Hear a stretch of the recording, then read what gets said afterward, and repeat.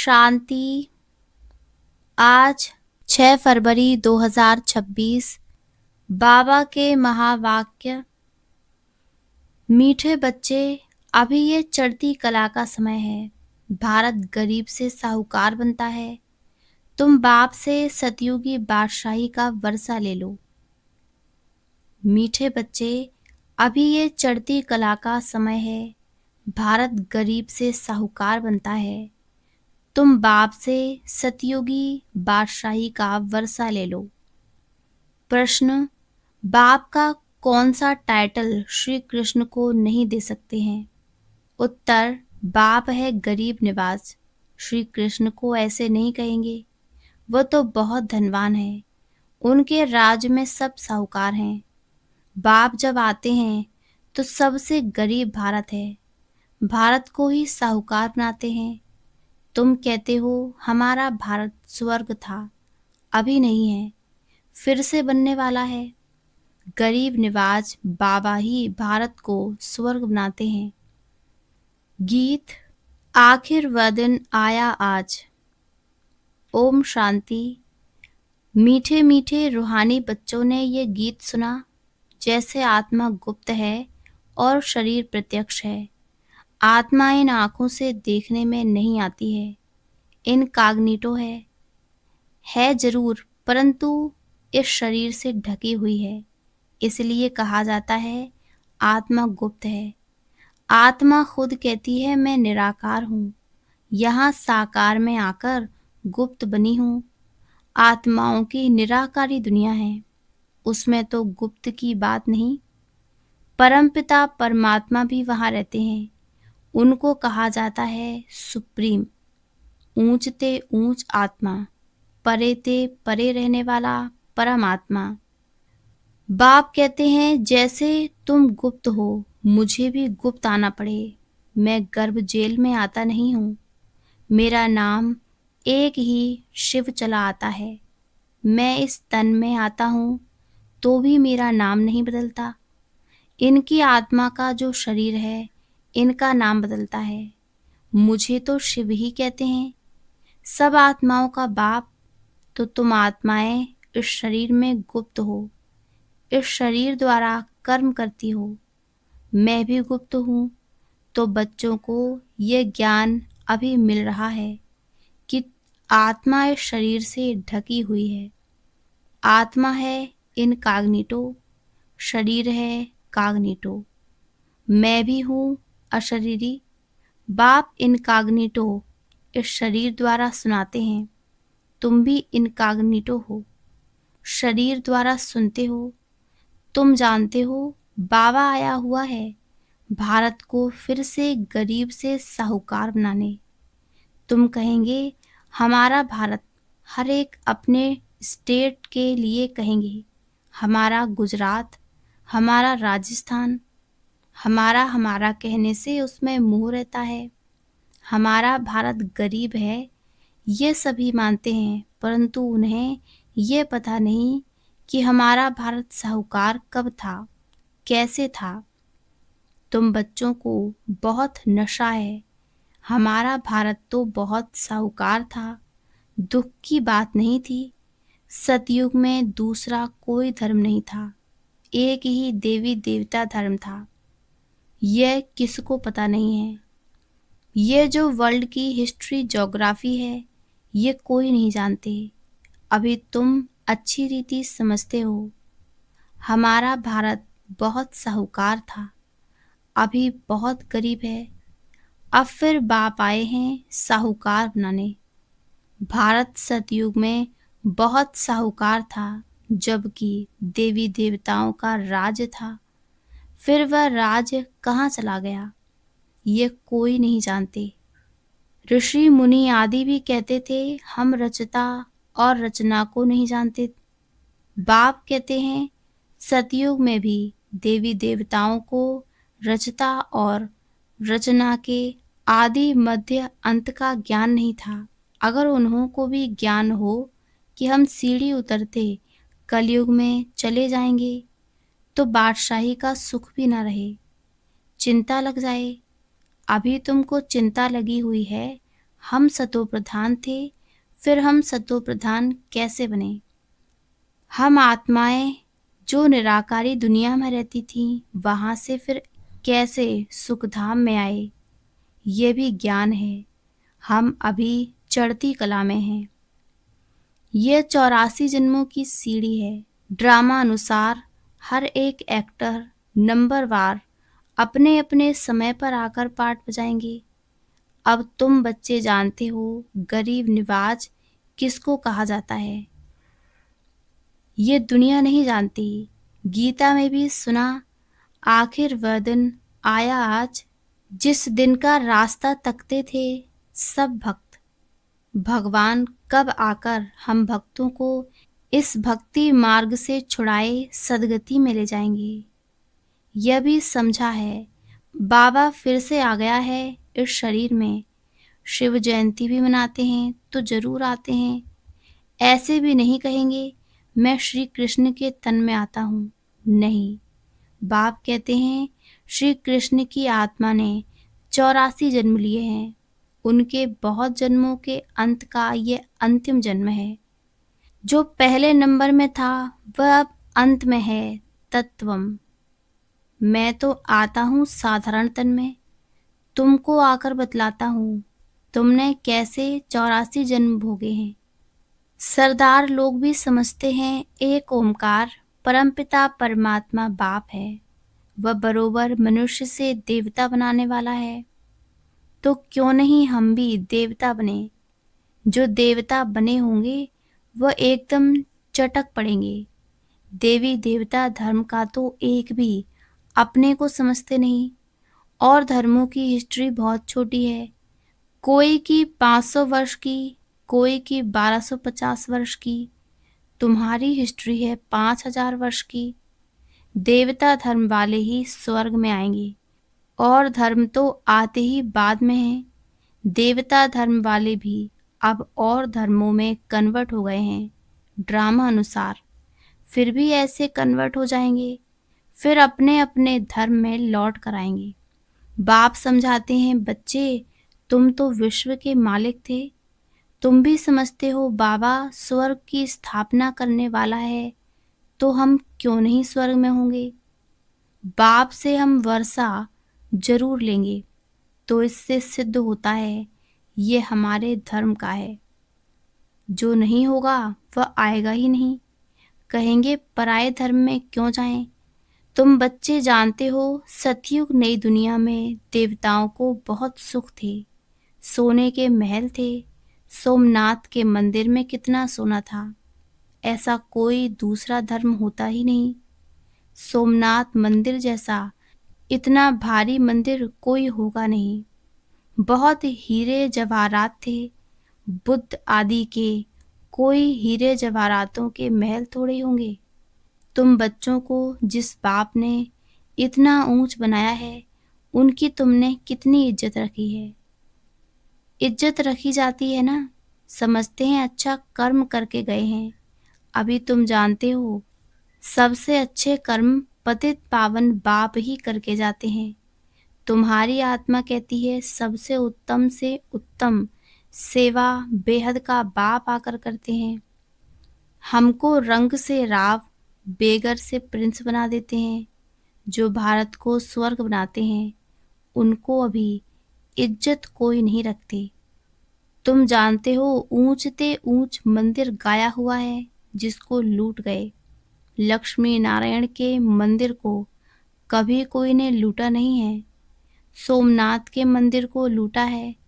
भक्ति मार्ग में भी बहुत धनवान होते हैं। राजाओं में भी नंबरवार होते हैं ना। जो ऊंच मर्तबे वाले होते हैं तो छोटे मर्तबे वाले उन्हों की इज्जत रखते हैं। दरबार में भी नंबरवार बैठते हैं। बाबा तो अनुभवी है ना। यहाँ की दरबार है पतित राजाओं की। पावन राजाओं की दरबार कैसी होगी। जबकि उन्हों के पास इतना धन है तो उन्हों के घर भी इतने अच्छे होंगे। अभी तुम जानते हो बाप हमको पढ़ा रहे हैं, स्वर्ग की स्थापना करा रहे हैं। हम महारानी महाराजा स्वर्ग के बनते हैं, फिर हम गिरते गिरते भक्त बनेंगे तो पहले पहले शिव बाबा के पुजारी बनेंगे। जिसने स्वर्ग का मालिक बनाया है उनकी ही पूजा करेंगे। वह हमको बहुत साहूकार बनाते हैं। अभी भारत कितना गरीब है। जो जमीन 500 रुपए में ली थी उसकी वैल्यू आज 5,000 से भी अधिक हो गई है। ये सब है आर्टिफिशियल दाम। वहाँ तो धरती का मूल्य होता ही नहीं। जिसको जितना चाहिए ले लेवे। ढेर की ढेर जमीन पड़ी होगी। मीठी नदियों पर तुम्हारे महल होंगे। मनुष्य बहुत थोड़े होंगे। प्रकृति दासी होगी। फल फूल बहुत अच्छे मिलते रहते हैं। अभी तो कितनी मेहनत करनी पड़ती है तो भी अन्न नहीं मिलता। मनुष्य बहुत भूख प्यास में मरते हैं। तो गीता सुनने से तुम्हारे रोमांच खड़े हो जाने चाहिए। बाप को गरीब निवाज कहते हैं। गरीब निवाज का अर्थ समझा ना। जिसको साहूकार बनाते हैं जरूर जहाँ आएगा उनको साहूकार बनाएगा ना। तुम बच्चे जानते हो हमको पावन से पतित बनने में 5,000 वर्ष लगते हैं। अभी फिर फट से बाबा पतित से पावन बनाते हैं। ऊंचते ऊंच बनाते हैं। 1 सेकंड में जीवन मुक्ति मिल जाती है। कहते हैं बाबा हम आपका हूँ। बाप कहते हैं बच्चे तुम विश्व का मालिक हो। बच्चा पैदा हुआ और वारिस बना। कितनी खुशी होती है। बच्ची को देख चेहरा उतर जाता है। यहाँ तो सभी आत्माएं बच्चे हैं। अभी पता पड़ा है कि हम 5,000 वर्ष पहले स्वर्ग के मालिक थे। बाबा ने ऐसा बनाया था। शिव जयंती भी मनाते हैं परंतु ये नहीं जानते कि वह कब आया था। लक्ष्मी नारायण का राज्य था यह भी कोई नहीं जानते। जयंती मनाते सिर्फ लिंग के बड़े बड़े मंदिर बनाते हैं परंतु वह कैसे आया क्या आकर किया कुछ भी नहीं जानते। इसको कहा जाता है ब्लाइंड फेथ, अंधश्रद्धा। उनको यह पता ही नहीं कि हमारा धर्म कौन सा है, कब स्थापन हुआ। और धर्म वालों को पता है बुद्ध कब आया। तिथि तारीख भी है शिव बाबा की। लक्ष्मी नारायण की कोई तिथि तारीख नहीं है। 5,000 वर्ष की बात को लाखों वर्ष लिख दिया है। लाखों वर्ष की बात किसको याद आ सकेगी। भारत में देवी देवता धर्म कब था ये समझते नहीं हैं। लाखों वर्ष के हिसाब से तो भारत की आबादी सबसे बड़ी होनी चाहिए। भारत की जमीन भी सबसे बड़ी होनी चाहिए। लाखों वर्ष में कितने मनुष्य पैदा होते हैं। बेशुमार मनुष्य हो जाएं इतने तो है नहीं और ही कमती हो गए हैं। ये सब बातें बाप बैठ समझाते हैं। मनुष्य सुनते हैं तो कहते हैं ये बातें तो कभी नहीं सुनी, न कोई शास्त्र में पढ़ी। ये वंडरफुल बातें हैं। अभी तुम बच्चों की बुद्धि में सारे चक्र की नॉलेज है। ये बहुत जन्मों के अंत में अब पतित आत्मा है। जो सतो प्रधान था सो अब तमो प्रधान है। फिर सतो प्रधान बनना है। तुम आत्माओं को अब शिक्षा मिल रही है। आत्मा कानों द्वारा सुनती है तो शरीर झूलता है क्योंकि आत्मा सुनती है ना। बरोबर हम आत्माएं 84 जन्म लेती हैं। 84 जन्म में 84 माँ बाप जरूर मिले होंगे। यह भी हिसाब है ना। बुद्धि में आता है हम 84 जन्म लेते हैं फिर कम जन्म वाले भी होंगे। ऐसे थोड़े सब 84 जन्म लेंगे। बाप बैठ समझाते हैं शास्त्रों में क्या क्या लिख दिया है। तुम्हारे लिए तो फिर भी 84 जन्म कहते हैं। मेरे लिए तो अनगिनत। बेशुमार जन्म कह देते हैं। कड़ कड़ में, पत्थर भित्तर में ठोक दिया है। बस जिधर देखता हूँ तू ही तू, कृष्ण ही कृष्ण है। मथुरा वृंदावन में ऐसे कहते रहते हैं, कृष्ण ही सर्वव्यापी है।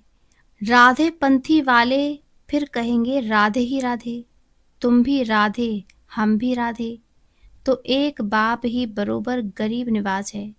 भारत जो सबसे साहूकार था, अभी सबसे गरीब बना है। इसलिए मुझे भारत में ही आना पड़े। ये बना बनाया ड्रामा है, इसमें जरा भी फर्क नहीं हो सकता। ड्रामा जो शूट हुआ वह हूबहू रिपीट होगा, इसमें पाई का भी फर्क नहीं हो सकता। ड्रामा का भी पता होना चाहिए।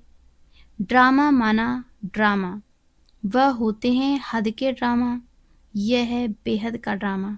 इस बेहद के ड्रामा के आदि मध्य अंत को कोई नहीं जानते, तो गरीब निवाज निराकार भगवान को ही मानेंगे, श्री कृष्ण को नहीं मानेंगे। श्री कृष्ण तो धनवान सतयुग का प्रिंस बनते हैं, भगवान को तो अपना शरीर है नहीं। वह आकर तुम बच्चों को धनवान बनाते हैं, तुमको राजयोग की शिक्षा देते हैं, पढ़ाई से बैरिस्टर आदि बनकर फिर कमाई करते हैं। बाप भी तुमको अभी पढ़ाते हैं, तुम भविष्य में नर से नारायण बनते हो। तुम्हारा जन्म तो होगा ना, ऐसे तो नहीं स्वर्ग कोई समुद्र से निकल आएगा। श्री कृष्ण ने भी जन्म लिया ना, कंसपुरी आदि तो उस समय थी नहीं। श्री कृष्ण का कितना नाम गाया जाता है, उनके बाप का गायन ही नहीं। उनका बाप कहाँ है? जरूर श्री कृष्ण किसी का बच्चा होगा ना। श्री कृष्ण जब जन्म लेते हैं तब थोड़े बहुत पतित भी रहते हैं। जब वह बिल्कुल खत्म हो जाते हैं तब वह गद्दी पर बैठते हैं, अपना राज्य ले लेते हैं। तब से ही उनका संवत शुरू होता है। लक्ष्मी नारायण से ही संवत शुरू होता है। तुम पूरा हिसाब लिखते हो, इनका राज इतना समय, फिर इनका इतना समय, तो मनुष्य समझेंगे ये कल्प की आयु बड़ी हो नहीं सकती। 5000 वर्ष का पूरा हिसाब है। तुम बच्चों की बुद्धि में आता है ना, हम कल स्वर्ग के मालिक थे, बाप ने बनाया था, तब तो उनकी हम शिव जयंती मना रहे हैं। तुम सबको जानते हो, क्राइस्ट, गुरु नानक आदि फिर कब आएंगे, ये तुमको नॉलेज है। वर्ल्ड की हिस्ट्री ज्योग्राफी हूबहू रिपीट होती है। यह पढ़ाई कितनी सहज है। तुम स्वर्ग को जानते हो, बरोबर भारत स्वर्ग था। भारत अविनाशी खंड है। भारत जैसी महिमा और कोई की हो नहीं सकती। सबको पतित से पावन बनाने वाला एक ही बाप है। अच्छा, मीठे मीठे सिकी लदे बच्चों प्रति माता पिता बाप दादा का याद प्यार और गुड मॉर्निंग। रूहानी बाप की रूहानी बच्चों को नमस्ते। धारणा के लिए मुख्य सार। पहला, ड्रामा के आदि मध्य अंत का ज्ञान बुद्धि में रखते हुए सब चिंताएं छोड़ देनी है। एक सतो प्रधान बनने की चिंता रखनी है। दूसरा, गरीब निवाज बाबा भारत को गरीब से साहूकार बनाने आए हैं। उनका पूरा पूरा मददगार बनना है। अपनी नई दुनिया को याद कर सदा खुशी में रहना है। वरदान, दिल में सदा एक राम को बसाकर सच्ची सेवा करने वाले माया जीत विजयी भव। दिल में सदा एक राम को बसाकर सच्ची सेवा करने वाले माया जीत विजयी भव। हनुमान की विशेषता दिखाते हैं कि वह सदा सेवाधारी महावीर था। इसलिए खुद नहीं जला, लेकिन पूंछ द्वारा लंका जला दी। तो यहाँ भी जो सदा सेवाधारी हैं वही माया के अधिकार को खत्म कर सकते हैं। जो सेवाधारी नहीं वह माया के राज्य को जला नहीं सकते। हनुमान के दिल में सदा एक राम बसता था, तो बाप के सिवाय और कोई दिल में न हो, अपने देह की स्मृति भी न हो, तब मायाजीत विजयी बनेंगे। स्लोगन: जैसे आत्मा और शरीर कंबाइंड है, ऐसे आप बाप के साथ कंबाइंड रहो। अव्यक्त इशारे: एकता और विश्वास की विशेषता द्वारा सफलता संपन्न बनो। संगठन में हर एक की विशेषता को देखना, विशेषता ही ग्रहण करना और कमजोरियों को मिटाने का प्रयत्न करना, यही विधि है एकता का संगठन मजबूत करने की। जैसे आप सबका उठना, बोलना, चलना एक जैसा है, यह सबकी एक जैसी बातें, एक ही गति, एक ही रीति, एक ही नीति है, ऐसे ही संस्कार भी समान दिखाई दें। भिन्नता होते भी एक दो में विश्वास रख सबके विचारों को सत्कार दो, यही एकता का आधार है। अच्छा, ओम शांति, ओम शांति, ओम शांति।